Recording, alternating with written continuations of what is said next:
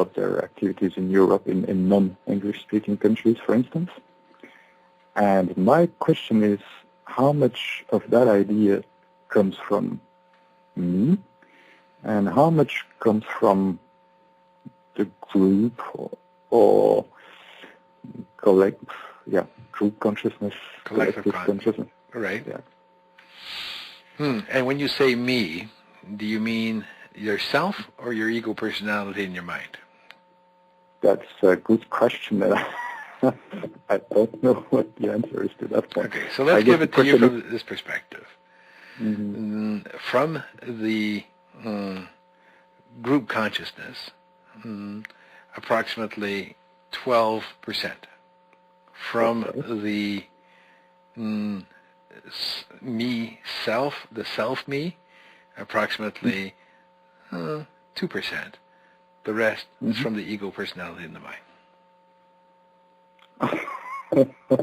So it's even more from the group than from the self. No, it's more from, oh yes, the collective. Yes, of course, more from the collective than it is from the self, absolutely. Mm-hmm. Okay. And, well, I guess the idea is to expand our self. Yes. So with 2%, I'm not really far, I guess. Well, and if you went 3%, you've expanded 50%. Yeah, it's easier when you start really low to... Just consider it from this perspective, dear Frederick. Mm-hmm. If that idea that you have only comes from 2% of yourself, imagine if you allowed yourself to become that through which you express yourself in this reality. Mm-hmm. So then imagine that then becoming that which is the driving force for choices. Do you see? And that's where even if you moved to 60 or 70%, because the ego personality of the mind will still be present, but it won't be quite as strong. Imagine if 60 or 70% of your ideas come from the self versus 2%. Then the ideas would be much deeper, much broader, wouldn't they be? Yes, I understand that, and that's where I'm, well, let's say, stuck at the moment. Because, for instance, how come the ego would be more influenced by the group or collective at this point than from the self? Because from the ego's perspective, the group has more meaning, more importance. The mind, after all, is looking for that attachment to that which it calls real, which is the illusion of your reality. Okay, and so in first phase, I had this idea, and then I felt like I didn't really want to do it because I wasn't really agreeing or resonating with those healers. So is that more from the self, or is it still... The non-agreement? Depending on the moment and the circumstance, yes, usually the self has some impact on that, but the ego personality in the mind definitely has another impact on it. You see? Mm-hmm. Okay. Main question is how, not how, but is expressing the self. You'll find when you express yourself, the real self, you'll find an ease with it. You'll find a high energy, a certain vitality that comes out of that point.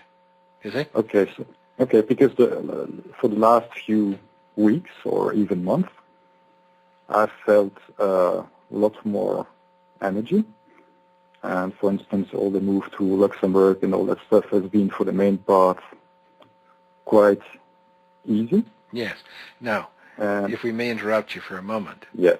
Do recognize that a lot of that high energy is also your mind's excitement at something new. Okay, because it feels quite peaceful. Yes. There's a difference between the energy the vitality that comes from the self and the excitement, an energetic excitement that comes from the mind.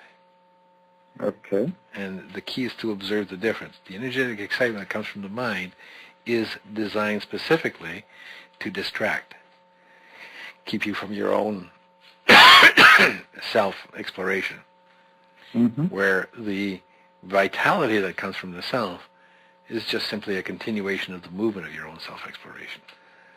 Do you see? Okay. Yeah. Because one of the questions I was looking at also is I've made some changes on the physical level also, and in the things I choose. So I was looking at, okay, what did have the most impact on this newfound energy, because there's probably also a physical part to it. Agreed. Okay, yeah. The key to realize is that right now, most of your new energy is because of you're distracted. It's something new, something exciting, something different to explore. Do you see? So there's a great deal of mind candy going on right now. Do you see? Okay. And however, the self is going to use the mind candy because the self is going to sit there and say, why not? Let's use the candy. You see? Yes. Yeah, I need to look at that some more. So even the peaceful feeling or feeling like everything is just perfect as it is comes from the mind? In most cases, not all cases. Okay. What comes from the self is not so much that peaceful feeling as much as an awareness of connectivity and continuity of yourself. Okay. And that can be interpreted by your mind as peace, but in actual fact you'll realize there's a difference between the peace that your mind observes and the peace that the self observes. You see? Okay, yes. I guess I'm always filtering through the mind, conscious or... Well, you've got a strong mind, so of course you're going to yeah. But when we talk about being conscious, if it's not through the mind, can you really be conscious as we define it? Yes, in fact, the key here is not to define it only in the limitation of the mind. Think of consciousness as awareness. Yes, okay. Awareness can expand and can deepen and broaden forever and ever and ever, limitless. The consciousness of your mind is limited to that aspect that you can retain at the forefront of your mind. Okay. So your mind can retain only so much information and to maintain it at the forefront. The rest of it is filed away in the filing drawers of back filing cabinets in your subconscious mind. But awareness includes basically all that the mind has to offer and more, because the mind may not yet have observed, judged anything, and yet you could still be aware of it. Do you see? Yes, but the you who is aware is the self? Yes. It's not the conscious mind? No. Okay, then it's clear, except that I have a hard time dissociating from the conscious mind. Of course. And we've never said for you to disassociate from it. What we're saying is use your conscious mind as the tool that opens you to your awareness. Okay, yes, because I suppose that what comes to the forefront of the conscious, is it not also somehow directed by awareness? Well, it can be, not necessarily. A lot of what comes to the forefront of your conscious mind is simply that which has been judged by your conscious mind, observed and judged. So it's in the forefront. But the key here, as we said, is the more you move into that state of command within yourself, the more you'll know that the mind is a tool, and you can use that tool to reawaken to yourself your awareness, while at the same time using your conscious mind to interact with the daily activity of that which surrounds you. Do you see? Mm-hmm. Yes. So, but basically at this time, I don't know how I should call it, but I'm commanding through the mind, so it's not commanding. Exactly. It's an illusion of command. Yes, that I understand. It's just that, well, it has its benefits and it's entertaining. Of course it does. We're not saying throw the baby out with the bathwater here. No. But I understand, and there's, but all we're saying, dear friend, is that if you choose, and that's the key here, do you choose? If you choose, you can explore existence in a different way. It doesn't have to be the way you've done it all this time. It doesn't have to be the way of your mind. It doesn't have to be the way where you feel disempowered. It doesn't have to be that way. So if you choose, there are other ways to explore existence. Okay. Having said that, you would, of course, use the tools at your disposal to continue the exploration and expand on it. If you've got a perfectly good mind, why throw it out? So you might as well use that as a tool that will lead you to exploring. Of course, it has its downfalls. It's still going to judge. It's still going to have difficulty with that. But this is where you, fully realizing you've got a tool in hand, you can direct it, command it, so that it doesn't get into the judgment of life, of existence. You see?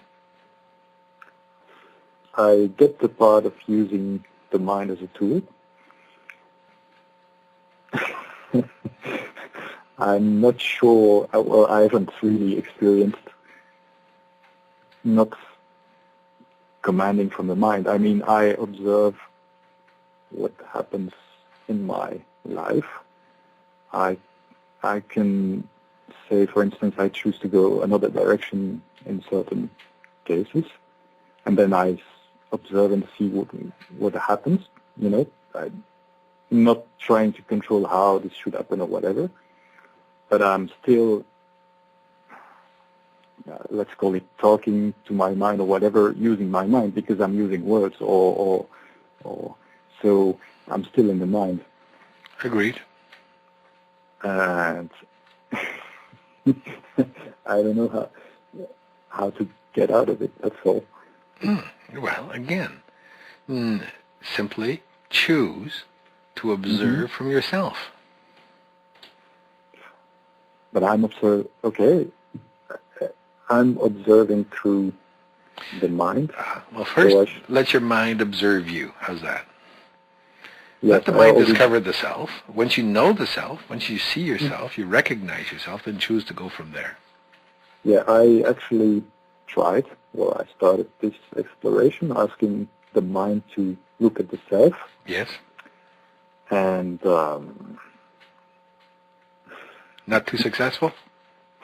I don't know if I'm successful or not because I'm judging. And if I'm judging, I'm doing it from the mind. So therefore you're not successful? I guess not, no. I can see movement. I can see... Well, good. Keep going in that direction. Don't slow down. Don't stop. Keep going. You will get there. Just because you didn't do it on your first or second try doesn't mean you're not going to get there. No, of course. It might take you a few 100,000 tries. Okay. Okay, that's not so much. That's okay. Exactly. There you go with your fear again. But that's okay.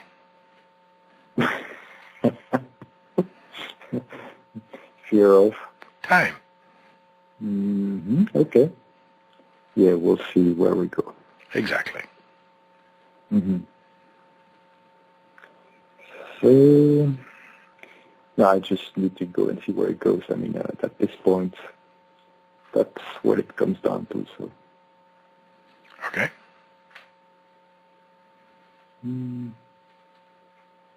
Yeah, no further questions at this time. Then to you, the appreciation of all.